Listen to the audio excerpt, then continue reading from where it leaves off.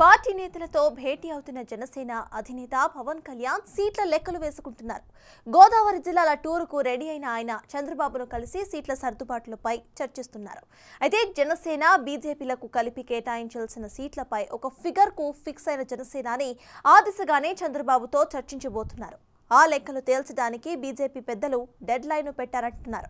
అయితే ఆ రెండు పార్టీలు అడుగుతున్న సీట్ల సంఖ్యపై టీడీపీ అధినేత పునరాలోచనలో పడ్డారంట.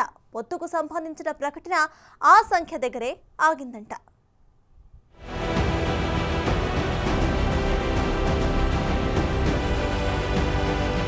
ఎన్నికలకు గడువు దగ్గర పడుతున్నా ఏపీలో పొత్తుల లెక్కలు తేలడం లేదు. సీట్ల సర్దుబాటుపై చర్చించడానికి జనసేన టీడీపీ అధ్యక్షులు మరోసారి సమావేశం కానున్నారు. ఆ భేటీ తర్వాత చంద్రబాబు మళ్లీ ఢిల్లీ వెళ్లి బీజేపీ పెద్దలతో భేటీ అయ్యే అవకాశం ఉందంటున్నారు. ఏది ఏమైనా సీట్ల పంపకాలపై 2 రోజుల్లో క్లారిటీ ఇవ్వాలని బీజేపీ డెడ్ లైన్ పెట్టినట్టు ప్రచారం జరుగుతోంది.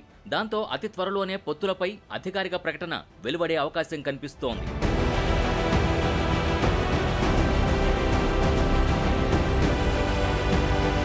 అదలా ఉంటే జనసేన బీజేపీలకి కలిపి 50 సీట్లు ఇవ్వాలని చంద్రబాబు ముందు ప్రపోజల్ పెట్టినట్టు తెలుస్తోంది. ఆ ఫిగర్ దగ్గరే పొత్తుల ప్రకటన ఆగిందంటున్నారు. ప్రభుత్వ ఏర్పాటులో తమ మద్దతు అవసరం ఉండేలా ఆ రెండు పార్టీలు పావులు కదుపుతున్నట్టు కనిపిస్తోంది. అందుకే టీడీపీకి సోలోగా మ్యాజిక్ ఫిగర్ దక్కకుండా చేయాలన్న ఆలోచన చేస్తున్నాయట.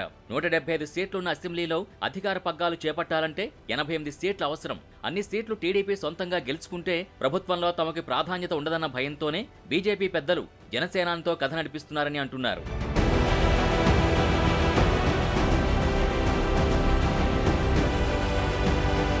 అయితే జనసేన బీజేపీలు కలిసి 50 అసెంబ్లీ సీట్లు కోరుతుండటంతో చంద్రబాబు పునరాలోచనలో పడ్డట్టు కనిపిస్తున్నారు. ఆ రెండు పార్టీల్ని 40 సీట్లకు లోపే పరిమితం చేయాలని టీడీపీ సీనియర్లు సూచిస్తుండటంతో చంద్రబాబు కూడా దానికే ఫిక్స్ అయ్యారని అంటున్నారు. అదీకాక ఈ ఎన్నికల్లో ఆయన కేంద్రం నుంచి కొన్ని హామీలు ఆశిస్తున్నారట.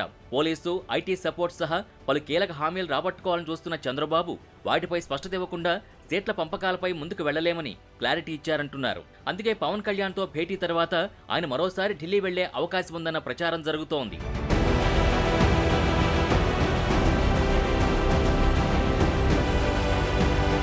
సీట్ల సంఖ్య, హామీల దగ్గరే పొత్తుల ప్రకటన ఆగిందని 2-3 రోజుల్లో ఏ విషయం తేలిపోతుందన్న అభిప్రాయం వ్యక్తమవుతోంది. టీడీపీ, జనసేన ఇప్పటికే జగన్ ఓటమి లక్ష్యంగా పొత్తు ప్రకటించాయి. కొంతకాలంగా బీజేపీ వైఖరిపై కొనసాగుతున్న సస్పెన్స్ కూడా అతి త్వరలోనే తెరపడనుంది. 2014 తరహాలో 3 పార్టీలు కూటమిగా పోటీపై ప్రకటన లాంఛనంగా కనిపిస్తోంది. 10 ఏళ్ల కాలం తర్వాత ఏపీలో 2014 రాజకీయం రిపీట్ అయ్యే అవకాశం కనిపిస్తోంది.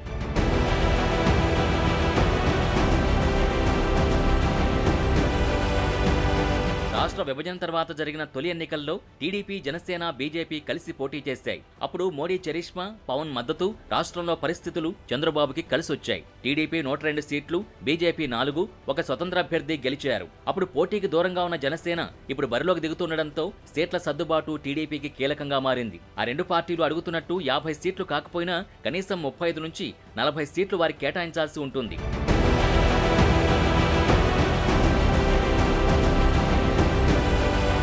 ఆ సీట్లు కోల్పోవడం టీడీపీలో ఆశావహులపైన ప్రభావం చూపించడం ఖాయం. వారితో పాటు టికెట్లు దక్కని పార్టీ నేతల్ని బుజ్జగించుకోవడం టీడీపీ అధిష్టానానికి పెద్ద పనే. ఇక సీట్లు సర్దుబాటు చేసుకుంటూ క్షేత్రస్థాయిలో 3 పార్టీల కేడర్ని కలుపుకుంటూ ఎన్నికల్లోకి వెళ్లడం చంద్రబాబుకి పెద్ద టాస్కే అంటున్నారు. మరోవైపు గతంలో ఎన్డీఏ నుంచి ఏ కారణాలతో చంద్రబాబు బయటకొచ్చారో ఇప్పటికీ ఆ హామీలు అమలు కాలేదు. తిరిగి ఎన్డీఏలో చేరితే చంద్రబాబు ఆ హామీలపై జనానికి సమాధానం చెప్పాల్సి ఉంటుంది. ఇలాంటి పరిస్థితుల్లో పొత్తుల లెక్కలు 3 పార్టీల శ్రేణుల్లో ఉత్కంఠ రేపుతున్నాయి.